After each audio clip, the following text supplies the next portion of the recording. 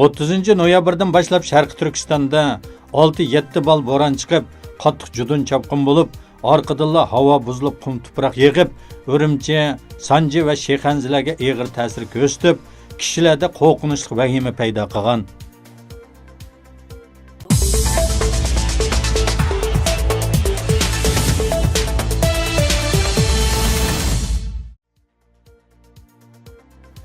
Ikki ming 18-yili Qashqar shahrida ziyoratda bo'lgan mazkur amerikalik sayohatchi burundan Uyg'ur madaniyati jug'langan joy deb atalgan Qashqar ko'cha uylar mahallasida 2 kun sayohatda bo'lgan. Qisqagina 2 kun jarayonida u Uyg'ur madaniyatining yo'q qilinib etilganligini ko'rib qattiq bearam bo'lgan, ham o'z ko'zi bilan ko'rganlarini oshkorlagan.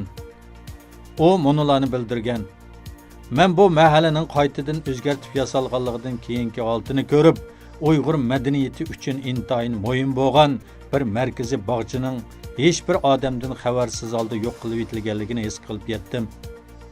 Bu xil o'zgartishdan keyinla nurg'un odam yo'qolib ketibdi. Bu chaqda tabiiy holda bu odamlar nega ketdi deydigan savol paydo bo'ladi" dedi.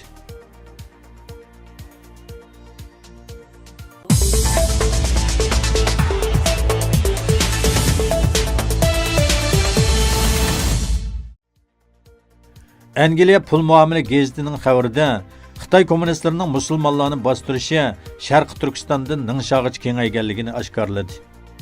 Ningxia hukumati bilan Xinjiang hukumati terrorlikqa qarshi turish hamkorlik kelishimi imzoladi. Buningdan Xitoy kommunistlarining irqiy va dinniy ommaga bo'lgan kontrol va boshqarishining texmi kuchayganligini ko'rib olg'ili bo'ladi.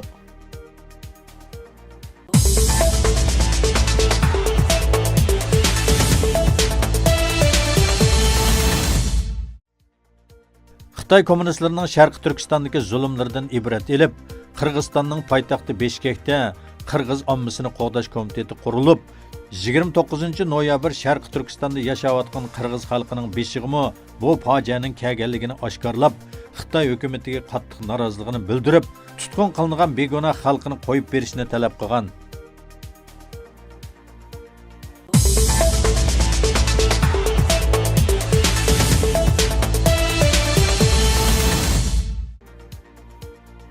Shahzoda bin Salmanning taklifi bilan Misr Piruslaviya dini bosh bastiri Mursal Qays Saudiya Arabistonining poytaxti Riyodda tunji navbatli qasam ichish murosimi o'tkazdi.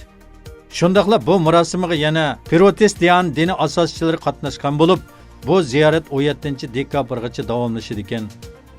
Shubra Qaymah cherkovining bosh bastiri Mursal Qays Saudiya Arabistonda tunji ziyoratda bo'lganligini hamda bundaq bir cho'ng zaminda cherkovning bo'lmaganligidan afsuslanganligini bildirdi.